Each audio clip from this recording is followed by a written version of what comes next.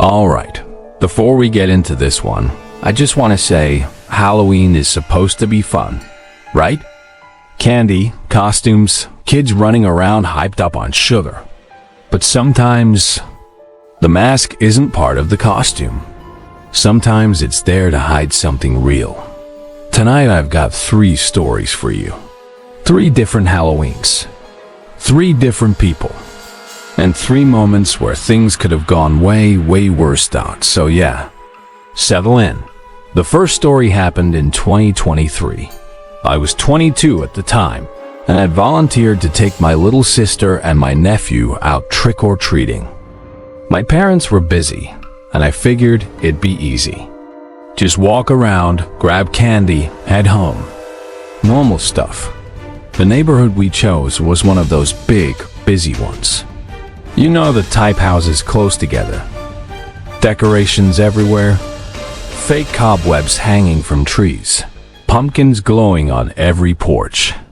It was packed. Kids in costumes flooding the sidewalks. Parents chatting in driveways. It felt safe. Loud.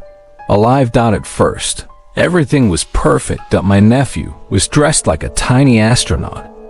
My sister had gone all out as some glitter-covered fairy. They were having the time of their lives. And I was just trailing behind them, carrying extra candy when their buckets got too heavy. Around 9:30, though, things started to thin out. The younger kids were heading home. Porch lights were switching off one by one. The noise level dropped. What had been chaotic and bright slowly turned quiet. We were cutting through a darker stretch of houses when I noticed someone standing in a yard across the street. At first, I didn't think much of it. It was Halloween. People stand around in costumes all the time, but this person wasn't moving. They were dressed completely in black. Long cloak, face covered by some kind of smooth mask. No decorations around them. No lights. Just standing in the shadow of a tree, and they were facing us. I slowed down a little, trying not to make it obvious. The kids were still laughing, running up to the next porch. I glanced back. The figure hadn't moved. I told myself it was nothing. Probably someone trying to look creepy for fun. But when we crossed the street, I looked again. They were gone. That's when I felt it. That weird tightening in your chest. Like your brain is whispering, pay attention. We hit the next few houses quickly. I stayed close this time. Then, as we turned down another street, I heard footsteps behind us. Slow. Measured. I turned my head slightly, and there they were. The same black cloak. Same mask. They were about half a block back. Walking in our direction. Not trick-or-treating. Not carrying anything. Just walking. I felt my stomach drop. I subtly told my sister to stay close. She thought I was just being protective. The person closed the distance little by little. Not rushing. Just keeping pace. We turned another corner. They turned too. Now, I knew this wasn't random. I stopped walking. The kids stopped too. Confused. The figure stopped. That's when I noticed something different. The cloak shifted slightly in the wind, and underneath it, I saw gear. Not a costume. Tactical vest. Straps. Dark clothing fitted underneath. The mask wasn't some cheap plastic thing either. It looked tight. Like spandex pulled over their face. My heart started pounding so hard I could hear it in my ears. I legally carry. And I had my Glock on me that night. Mostly out of habit. I never thought I'd even consider using it during something like trick-or-treating. But in that moment, my brain was running through every worst-case scenario. The figure started walking. Again. Closer. 20 feet. 15. I stepped in front of my sister and nephew. Stay behind me. I told them. The person kept coming. So I did what I never thought I'd have to do on Halloween. I drew my gun, but kept it low. Pointed at the ground. Stop right there, I said. The figure froze. For a second, everything was silent. Then slowly, they reached up and pulled off the mask. It was a woman, probably mid-30s. Hair pulled back tight. Calm expression. She held her hands up. I'm law enforcement, she said. Undercover. I didn't lower the gun. She claimed there had been a break-in reported nearby. Said she was investigating suspicious activity. Said she thought we might have seen something. The story felt rehearsed. Too smooth. And here's the thing. If she was undercover, why approach like that? Why stalk from yard to yard? Then she said something I'll never forget. You're lucky you're armed, she told me. This night could have gone differently. Lucky. The way she said it didn't feel reassuring. It felt like a warning. That's when I noticed movement behind her. Between two houses. Then another shape. Then another. Four more figures. All dressed similar. Dark clothes. Tactical looking gear. Just emerging quietly from the gaps between homes. My blood went cold. I didn't wait for another explanation. I backed up slowly, keeping my eyes on them, guiding the kids behind me. No one followed immediately. We got to the car fast. I didn't even look back until we were inside with the doors locked. When I did, they were gone. No flashing lights. No patrol cars. Nothing. Just empty streets. I drove home shaking. For days, I kept replaying it, trying to convince myself it had been legit. Maybe some weird operation. But 3 days later, I got a text from an unknown number. It was a photo. My car, parked outside my apartment, taken from a distance. No message, just the picture. I tried calling the number. It was disconnected. Police took a report, but couldn't trace anything useful. And I've thought about that woman's words over and over. You're lucky you're armed. Lucky. Because I don't think they were looking for witnesses. The second story goes back a bit further. This one happened when I was 12. My family used to go to this big resort every fall. Cabins, trails, lake, the whole deal. And around Halloween, they decorate the place like crazy. That year, they had a haunted hayride through the woods. Fog machines.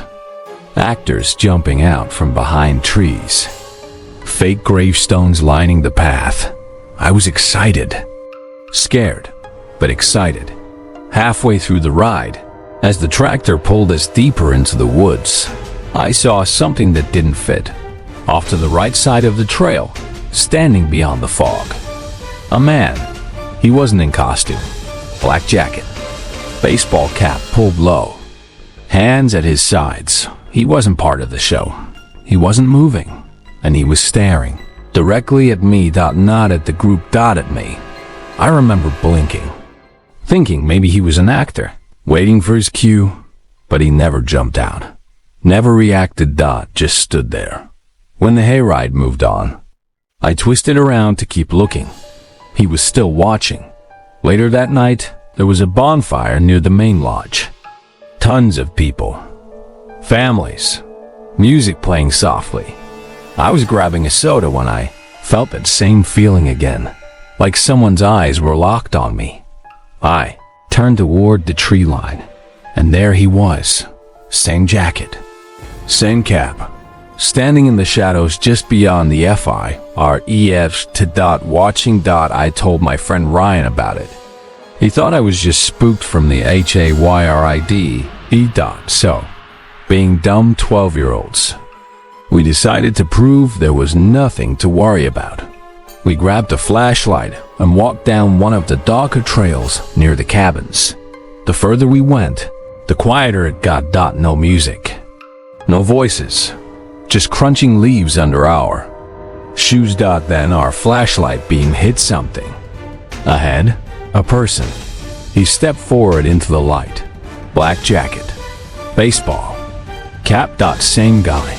He smiled, but it didn't reach his eyes. You boys looking for candy? He asked. His voice was calm, friendly on the surface. He pointed deeper into the woods. I've got some back at my cabin. Every alarm in my head went off at once. We didn't respond. He took a step closer. You don't have to be scared. That was it. Ryan grabbed my arm, and we ran. Full sprint, branches whipping at our faces, leaves slipping under our shoes. Behind us, I heard footsteps. Fast. Too fast. He was chasing us. I didn't look back. I didn't want to see how close he was. The lodge lights finally came into view ahead. Voices. Music. People. And just as we burst into the crowd, the footsteps stopped. We turned around. Empty trail. Security searched the area later that night. Even brought in local police. They never found him. No cabin matched the description. No one at the resort recognized him. To this day, I don't know if he picked me at random or if he'd been watching longer than I realized. The last story is about a guy named Roger. Roger was 29, living alone at the edge of town in a small rental house. Halloween had mostly wrapped up. It was past 10. He turned off his porch light, finished handing out candy, and was settling in to watch TV. That's when he heard the first knock. Not on the front door. On the side of the house. It was soft, almost testing. He muted the TV. Another knock. This time from the back door. Roger wasn't expecting anyone. He walked to the kitchen window and lifted the curtain slightly. And there, crouched near the back entrance, was a man wearing a cracked Halloween mask. The mask was split along one cheek, revealing skin underneath. In his hand, a crowbar. The guy wasn't trying to hide. He was checking the door like he knew someone was inside and didn't care. Roger's heart started racing. He stepped away quietly and called 911. The operator told him to stay hidden. He grabbed the only thing nearby for protection, a kitchen knife, and moved to the hallway where he could see the back of the house without being seen. Then he heard metal scraping. The intruder was prying at the window screen. A loud snap. Glass shattered in the basement. The man was inside. Roger could hear footsteps below him. Slow, deliberate. Drawers opening, cabinets shifting. This wasn't a smash dash and dash grab. This was someone taking their time. Police sirens wailed faintly in the distance. The footsteps paused, then rushed toward the back door. Roger heard it slam open. By the time officers pulled into the driveway, the suspect was already running across the yard. They tackled him near the fence. When they searched his bag, it wasn't just burglary tools. There was a handgun. Several knives. Rope. Duct tape. Zip ties. This wasn't about stealing. Electronics. Investigators later connected him to multiple break-ins across neighboring towns. He'd been escalating. Planning.